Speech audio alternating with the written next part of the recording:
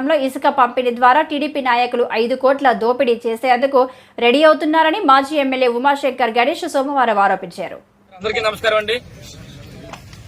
ఈరోజు స్పీకర్ గారు ప్రాతినిధ్యం వహిస్తున్న నర్సీపట్నంలో తెలుగుదేశం పార్టీ నాయకులు సుమారుగా 5 కోట్ల రూపాయలతో ఇసుక దోపిడీకి రెడీ అవుతున్నారు.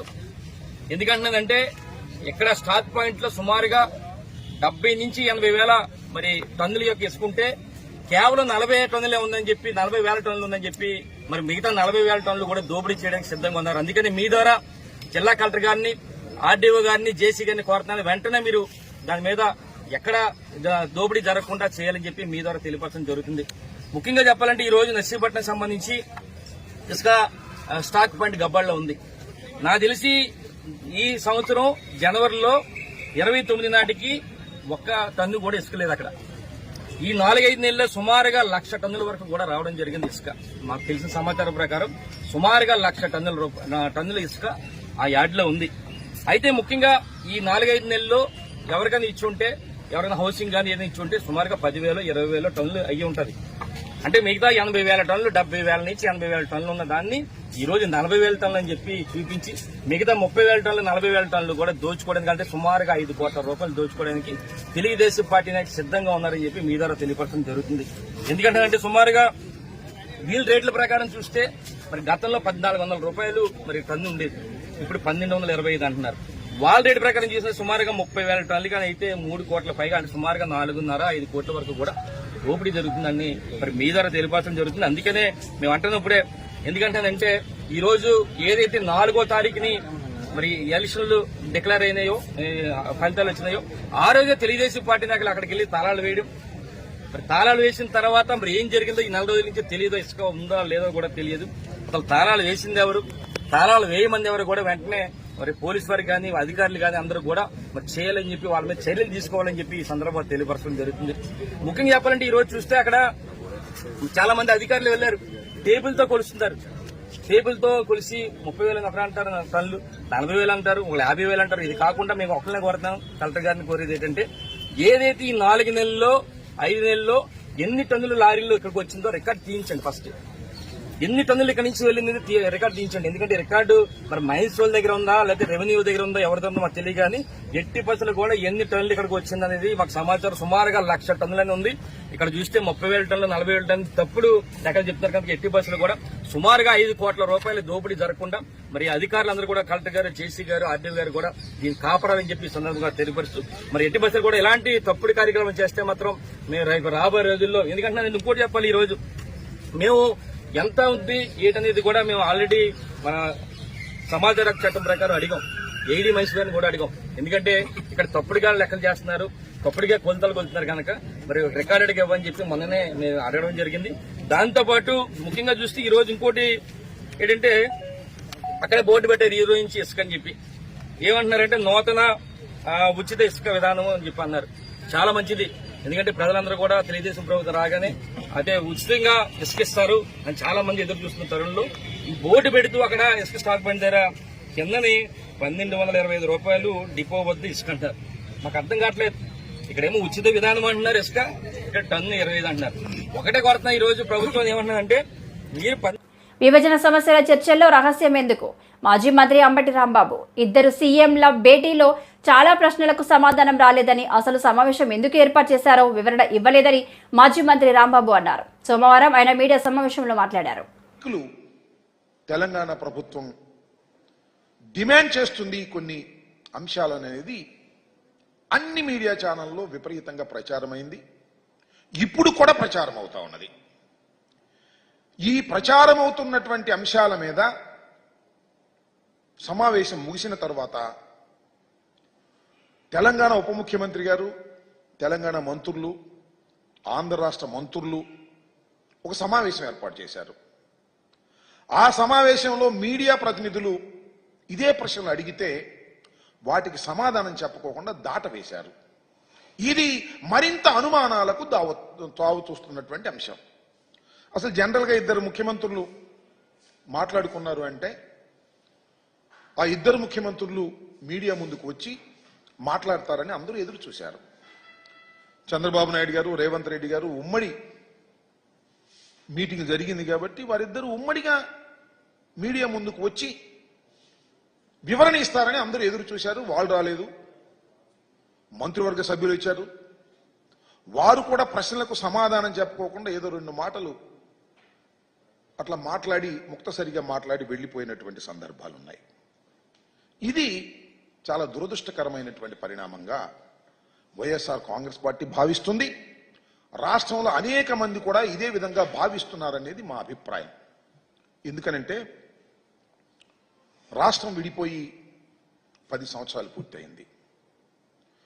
ఆంధ్రప్రదేశ్ 2 రాష్ట్రాలుగా విభజన జరిగినప్పుడు ఏపీకి మన రాష్ట్రానికి అనేకమైనటువంటి సమస్యలు అపరిష్కృతంగా మిగిలిపోయాయని, దానివల్ల మనకు తీవ్రమైన నష్టం జరుగుతుందనేటువంటి అభిప్రాయం ఈవెన్ చంద్రబాబు నాయుడు గారు కూడా చాలా సందర్భాల్లో చెప్పారు. రాష్ట్రం విడిపోయినప్పుడు మొదటిగా ముఖ్యమంత్రి అయింది నారా చంద్రబాబు నాయుడు గారు. 5 సంవత్సరాలు ఈ రాష్ట్రాన్ని పరిపాలన చేశారు.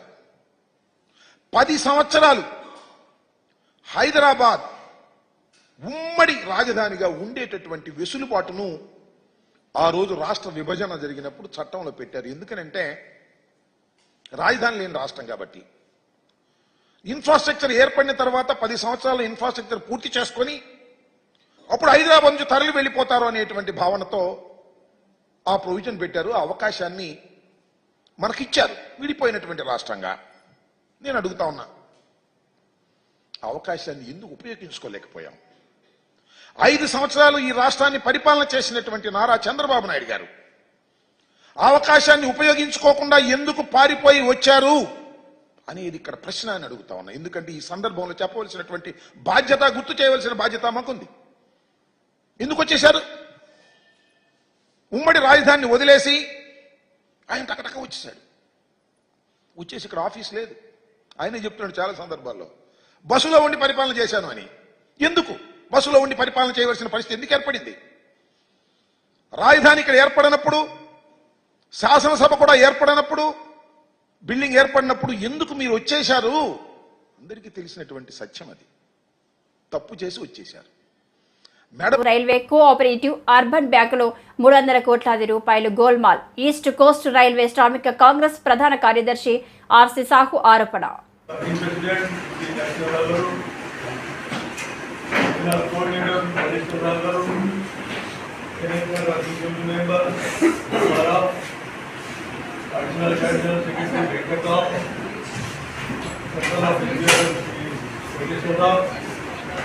सभी मेरा कैडर बंधु सबको मेरा सभी आपको नमस्कार करता हूँ। आज आप लोग को मैं ये बोलना चाहता हूँ कि हम लोग का अर्बन बैंक जो है कोऑपरेटिव सोसाइटी, ये हम लोग का अनडिवाइड रेलवे सब सिस्टम जो ये सब था उसी टाइप से चल के आ रहा है। करीब 1700 करोड़ रुपया का ट्रांजैक्शन बैंक का है। 1,73,000 शेयर होल्डर्स इसका अंदर में है। South east central Bilaspur, south eastern railway Calcutta, east coast railway Bhubaneswar और मेट्रो रेलवे, 4 रेलवे को लेके बैंक चल रहा है। 2014 तक एम्प्लॉय लोगों को मालूम नहीं था कि डिविडेंड का पैसा क्या है और डिविडेंड का पैसा मिलता है कि नहीं मिलता है, उनको भी पता नहीं था। लेकिन हम लोग को इंक्वायरी करके जिसको श्रमिक कांग्रेस बैंक का तदारक किया, इंक्वायरी करने के बाद पता चला 2015 से लेकर 2021 तक वो लोग को डिविडेंड पैसा जो देने का है करीब 100 करोड़ रुपया वो नहीं दिया। तो जुलाई 11 तारीख 2021 में हम लोग का प्रेस कॉन्फ्रेंस किया डिवीजन में, हेडक्वार्टर खुर्दा में। वहाँ हम लोग का सारे चीज बताया। करीब 100 करोड़ रुपया घोटाला कैसा हुआ हम लोग को प्रेस का बताया। बताने का बाद हम लोग को विजिलेंस को लिख के दिया, सीबीआई को लिख के दिया, जनरल मैनेजर को लिख के दिया, रेलवे बोर्ड चेयरमैन को लिख के दिया। देने के बाद इंक्वायरी स्टार्ट। సెంట్రల్ ఆఫీస్ బ్యాచ్కి ఎలక్ట్రానిక్ అండ్ ప్రింట్ మీడియా సోదరులకి అందరికీ east coast railway traffic congress తరఫున ధన్యవాదాలు తెలియజేస్తున్నాను. ఈరోజు ముఖ్యంగా ఈ సమావేశానికి ఏర్పాటు చేయడానికి ముఖ్య కారణం అర్బన్ బ్యాంకులో జరుగుతున్న అవకతవకలను వెలికితీసే క్రమంలో ఈరోజు ఈ పత్రికా సమావేశాన్ని ఏర్పాటు చేయడం జరిగింది. ముఖ్యంగా ఈ నెల 24, 25వ తారీఖున అర్బన్ బ్యాంకులో ఎలక్షన్స్కి నోటిఫికేషన్ ఇవ్వడం జరిగింది. దానికి ఈ బాల్టే డివిజన్లో 84 కాన్స్టిట్యున్సీలు ఉన్నాయి. ఆ 84 కాన్స్టిట్యున్సీలకి ఎలక్షన్స్ కండక్ట్ చేసి డైరెక్టర్స్ని ఎన్నుకోవడం కోసం ఎలక్షన్స్ని కండక్ట్ చేయడానికి బ్యాంక్ నిర్ణయించడం జరిగింది.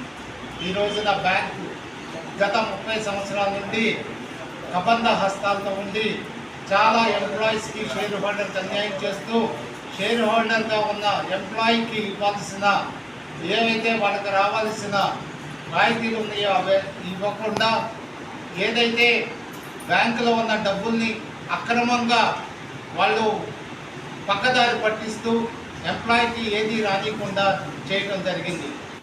వైసీపీ హయాంలో రాష్ట్రంలో ఎక్కడ చూసినా డ్రగ్స్ ఉండేవని టీడీపీ ఎమ్మెల్యే సోమిరెడ్డి ఆరోపించారు. వైసీపీ నాయకులు ఏం మాట్లాడినా చెల్లుతుందని అనుకుంటున్నారు అని అన్నారు. ఈ రోజు ఆయన మీడియాతో మాట్లాడుతూ సిగ్గుండాల మాట్లాడేదానికి ఇప్పుడు ఏంటంటే ఆయనకి డ్రగ్స్ అని ఎందుకు వచ్చిందంటే, అరే దాని మీద 2 అడిషనల్ డీజీపీలను వేస్తే ఈ రాష్ట్రంలో ఒకరు మంత్రిగా ఉండి ఒక రేవ్ పార్టీలో మంత్రిగా ఉండి రేవ్ పార్టీలో స్టిక్కర్ దొరికింది, పాస్పోర్ట్ దొరికింది. వాళ్ళని ఏదో కాళ్ళు పట్టుకొని దాన్ని కొంచెం ఆపుకున్నట్టుండవు, కానీ ఆగదు. ఆ భయమా నీకు? రేవ్ పార్టీలో నువ్వు రెడ్ హ్యాండ్గా నీ దొరికింది, నీ కార్ పాస్ దొరికింది. అదేంది జిరాక్స్ కాపీ అంటావు నువ్వు? 2023 సంవత్సరం 2000 సంవత్సరానికి ఒకసారి ఇస్తారు 3 కార్ పాసులు. దాంట్లో 23 2023 పాస్ అది యాజ్ ఇట్ ఈజ్గా వాడుకున్నారు. అది బహుశా ఆ భయంతో కాకాని డ్రగ్స్ గురించి మాట్లాడతాడు. 2 ముఖ్యమంత్రులు చిన్న బిడ్డలు ఆ డ్రగ్స్తో నాశనం అయిపోతున్నారు వాళ్ళ జీవితాలు అని చెప్పి ప్రత్యేకంగా చర్య తీసుకోవాలని. చెడిపోయింది మీ టైంలో. ఆంధ్ర రాష్ట్రం డ్రగ్స్ ఎక్కడ కావాలంటే అక్కడ దొరికే పరిస్థితి వచ్చింది. పిల్లల జీవితాలు నాశనం చేశారు మీరు. దాన్ని కంట్రోల్ చేయాలంటే దాన్ని కూడా కూస్తావు నువ్వు. ఇటువంటి మనుషులు సరే. ఇంకా నీ సంగతి ఒక కల్తీ మద్యం, ఒక నకిలీ పత్రాలు, ఇంకా డాష్ డాష్ డాష్. లాస్ట్ 5 ఇయర్స్లో గోవర్ధన్ రెడ్డి కాకాని గోవర్ధన్ రెడ్డి దోచుకున్నవి, సిస్టమ్స్ కొలాప్స్ చేసినాయి. ఒక ఎన్ఆర్ఈజేస్ నుంచి, ఒక ఇరిగేషన్ ఫండ్స్ నుంచి, ఒక ఇసుక నుంచి, ఒక ఎర్రమట్టి నుంచి, ఒక తెల్లమట్టి నుంచి, మట్టి నుంచి ఆగ్రహణ తెల్లరాయి వరకు, అక్కడున్న టోల్ గేట్ల వరకు దేంట్లో వదిలిపెట్టాం. గుర్తుపెట్టుకో, డెఫినెట్గా అనుభవిస్తావు. మీరు చేసిన దోపిడీ, మీరు చేసిన దుర్మార్గాలు, 100 మందిని మా వాళ్ళని సర్వేపల్లిలో జైలుకి పంపించావు. 100 మంది 1000 మంది మీద తప్పుడు కేసులు పెట్టావు, 1000 మంది మీద పెట్టావు. ఈరోజు అనుభవిస్తావు. ఇప్పటికి ఎంతమంది సస్పెండ్ అయినారు, ఇంకెంతమంది అవుతారు? నీ పాపానికి ఎంతమంది అధికారులు సస్పెండ్ అవుతారు, ఎంతమంది జైలుకి పోతారో చూస్తాం. కమింగ్ 1 ఇయర్ 2 ఇయర్స్లో చూస్తాం. వదిలిపెట్టే ప్రసక్తిలా. ఏదేమైనా నిన్న 2 ముఖ్యమంత్రులు కలుసుకోవటం మాకు చాలా సంతోషం వేసింది. నేను ట్వీట్లో కూడా పెట్టా. ఇప్పటిదాకా ముఖ్యమంత్రులు ఒకరు ప్యాలెస్కి, ఒకరు ఫామ్ హౌస్కి పరిమితం అయితే ప్రజానాయకులు అనిపించుకున్నారు. చంద్రబాబు నాయుడు గారు, రేవంత్ రెడ్డి గారు ఒక రోల్ మోడల్గా నిలిచారు. దేశంలో రోల్ మోడల్గా. ఆయన కాంగ్రెస్ అని చెప్పి ఈయన ఇంట్లో కూర్చోలే, ఈయన తెలుగుదేశం అని ఆయన ఇన్వైట్ చేయకుండా ఆపలా.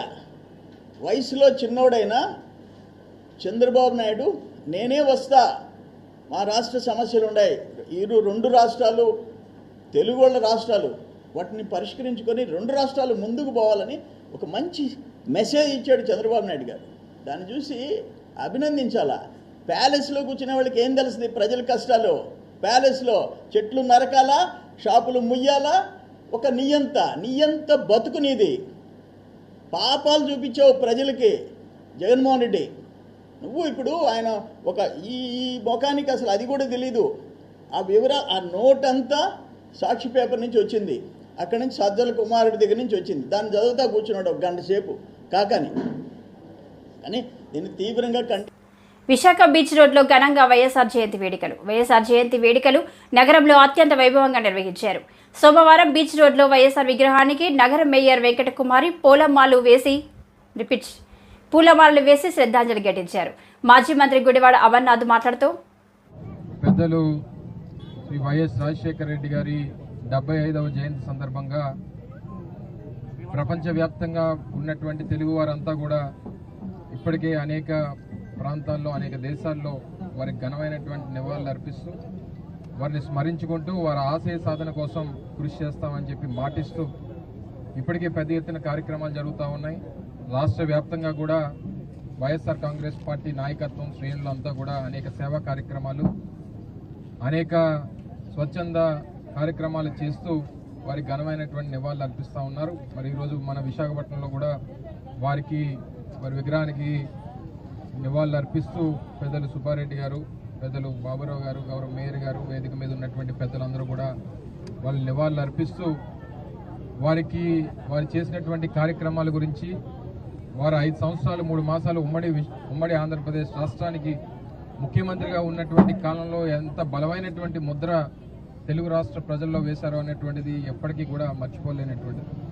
అనేక అభివృద్ధి సంక్షేమ కార్యక్రమాలతో పాటు ఈ రాష్ట్ర అభివృద్ధికి వారు పడినటువంటి తపన, ఈ రాష్ట్రం ఉమ్మడి ఆంధ్రప్రదేశ్ రాష్ట్రానికి వారు చేసినటువంటి సేవలు ఎప్పుడు కూడా మర్చిపోలేనివి. అందుకనే జగన్మోహన్ రెడ్డి గారు గడిచినటువంటి 5 సంవత్సరాలు వారు ముఖ్యమంత్రిగా ఉన్నంతకాలం జూలై 8వ తారీఖు అంటే రాష్ట్రంలో ఉన్నటువంటి రైతులకి ఒక పండుగ వాతావరణం తీసుకురావాలని చెప్పి ఒక రైతు దినోత్సవంగా మనం గడిచినటువంటి 5 సంవత్సరాలు జరుపుకున్నటువంటి సందర్భాలు చూసాం. పెద్దలు జగన్మోహన్ రెడ్డి గారు మొన్న ఒక సందర్భంలో చెప్పినప్పుడు ఇప్పటికీ కూడా రైతు భరోసాకు సంబంధించి కేంద్ర ప్రభుత్వం నుంచి కానీ రాష్ట్ర ప్రభుత్వం నుంచి కానీ అందించాల్సినటువంటి సహాయాన్ని కూడా అందించకుండా ఈరోజు జరుగుతున్నటువంటి పరిస్థితులు మనం చూస్తూ ఉన్నాం. రాజశేఖర రెడ్డి గారి జయంతి అంటే రాష్ట్రంలో ఉన్నటువంటి రైతులకి ఒక పండుగ రోజుగా మనం దాన్ని అభివర్ణించి దాన్ని ఆ రాష్ట్ర వ్యాప్తంగా రైతులకు ఒక పండుగ సందర్భాన్ని తీసుకొచ్చినటువంటి గడిచినటువంటి 5 సంవత్సరాలు చూస్తాం. సరే, ఏదేమైనప్పటికీ ఈరోజు ప్రజలు తీసుకున్నటువంటి నిర్ణయం, ఇచ్చినటువంటి తీర్పుని శిరసావహించాల్సినటువంటి అవసరం ఉంది. తప్పకుండా దానికి అనుగుణంగా రాజశేఖర రెడ్డి గారి ఆశయాలు, వైఎస్ఆర్ కాంగ్రెస్ పార్టీ తాలూకా ఆలోచన విధానాలు, జగన్మోహన్ రెడ్డి గారి తాలూకా నాయకత్వ స్ఫూర్తితో తప్పకుండా రానటువంటి కాలంలో మరింత బలంగా అధికారంలో ఏ రకంగా పేదవాడికి మంచి చేసేటువంటి కార్యక్రమాలు చేశామో ప్రతిపక్షంలో కూడా ఈరోజు రాష్ట్రంలో ఉన్నటువంటి పేదవాడి పక్షాన పోరాటం చేసి ప్రజల పక్షాన జగన్మోహన్ రెడ్డి గారు స్వర్గీయ రాజశేఖర రెడ్డి గారి 75వ జయంతి సందర్భంగా ఈరోజు ఆయనకి ఘనంగా నివాళులు అర్పించుకోవటం జరిగింది.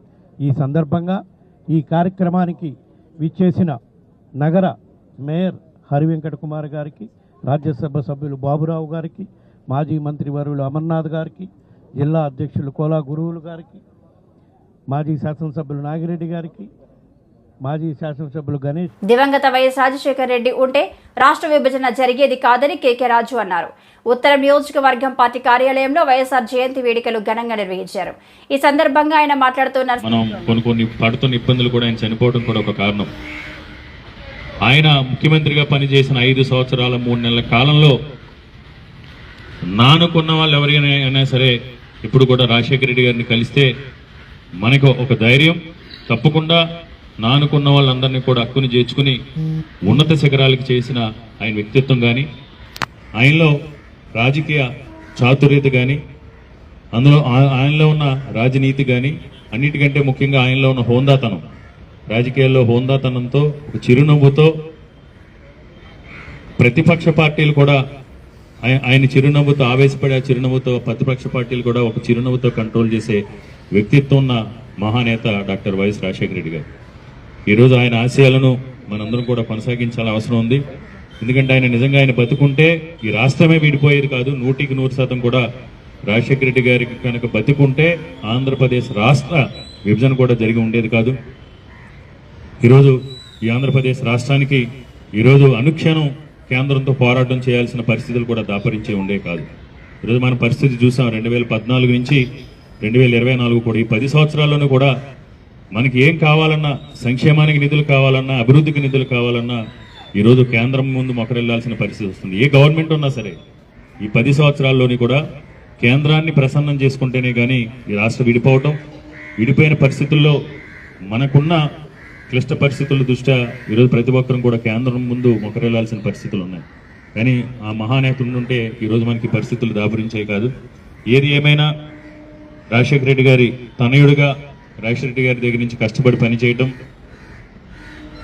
పేద ప్రజలకు మేలు చేయటం, పేద ప్రజలకు సంక్షేమం అందించడం, రాజశేఖర రెడ్డి గారి ఆశయాలైనటువంటి ఆరోగ్యశ్రీ కానీ, ఫీజు రియంబర్స్మెంట్ కానీ, మహిళా సాధికారత కానీ వాటన్నింటినీ కూడా కొనసాగించడం కోసం జగన్మోహన్ రెడ్డి గారు చేసిన పోరాట ఫలితంగా 2019 ఎన్నికల్లో ఒక మంచి మ్యాండేట్ని ప్రజలందరూ కూడా ఇచ్చి రాజశేఖర రెడ్డి గారి పైనుంచి రాజశేఖర రెడ్డి గారి ఆశీస్సులు కింద ప్రజల ఆశీస్సులతో వైఎస్ఆర్ కాంగ్రెస్ పార్టీ అధికారంలోకి రావడం జరిగింది. వచ్చిన తర్వాత మనం ఏ విధంగా సంక్షేమం కానీ అభివృద్ధి విషయంలో కానీ ఏ విధంగా ముందుకెళ్ళామో తెలుసు. పారదర్శకంగా జరగాలనే ఉద్దేశంతో చేసిన కొన్ని కార్యక్రమాలు, కొత్తగా తీసుకొచ్చిన కొన్ని వ్యవస్థల వల్ల ప్రజలకి పార్టీకి సంబంధించిన కేడర్కి మధ్య సమన్వయం లోపించడం, ప్రజలతో కేడర్ కంటే కూడా అధికారులకు ఎక్కువ సత్సంబంధాలు ఉండటం, ఆ వ్యవస్థలో ఉన్న లోపాలని మనం అధిగమించలేకపోవడం వల్ల కేడర్కి ప్రజలకి మధ్యన సమన్వయం లోపించడం, ఆ సమన్వయం లోపించడం వల్ల మనం చేసింది కూడా చెప్పుకోలేని పరిస్థితులు, చేసిన మంచిని చేసిన మేలుని కూడా ప్రజల్లోకి విస్తృతంగా తీసుకెళ్లాలని పరిస్థితులు, కొన్ని సందర్భాల్లో స్థానికంగా ఉన్న నాయకులు కూడా వైఎస్ఆర్ కాంగ్రెస్ పార్టీ ప్రభుత్వం వల్ల ప్రజలకి ఏం మేలు జరిగిందనేది కూడా స్థానిక నాయకులు కూడా తెలియలేకపోవటం, అంటే ధైర్యంగా మా వల్ల ఇది నీకు ఇచ్చామని తెలియని ఒక కమ్యూనికేషన్ గ్యాప్స్, అంటే ఒక అనుసంధానమైన సిస్టమ్ లేకపోవటం వల్ల మనం గడిచిన ఎన్నికల్లో మనం చేసింది కూడా చెప్పుకోలేని పరిస్థితులు. అదేవిధంగా కూటమికి సంబంధించి 3 పార్టీల కలయికతో ఒక వ్యతిరేక ద్వారాన్ని వైఎస్ఆర్ కాంగ్రెస్ పార్టీ ప్రభుత్వం మీద ప్రజల్లోకి వాళ్ళు సమర్థవంతంగా తీసుకెళ్లటం,